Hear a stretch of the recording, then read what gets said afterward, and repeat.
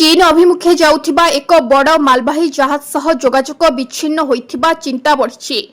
गत 20 तारिख विलंबित राति रे पारादीप बंदररू आयरन ओर नहीं चीन अभिमुखे बाहरी पानामा पताकाधारी मालवाही जहाज ओसेन उइरन।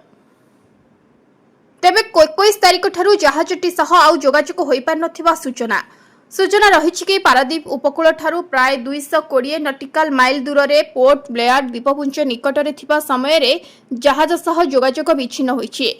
सबुठारु चिंताजनक कथा हेउछि जहाज रे थिले मोट 24 जन क्रू सदस्य। सेमानक मध्य रे चीन रो 20 जन, म्यांमार रो 3 जन एवं बांग्लादेश रो जणे क्रू सदस्य थिबा जणा पड़िछि। जहाज रे प्राय 1,40,220 metric ton iron ore load होइथिला।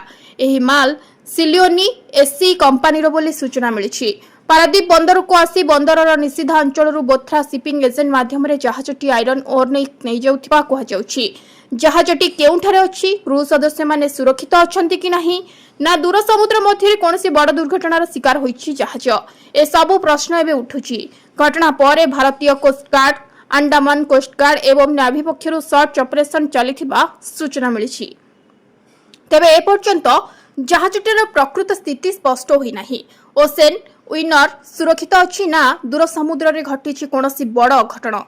Search operation शेष हेबा पर ही घटनार प्रकृत चित्र सामना को आसिबो। Bureau report Utkal voice.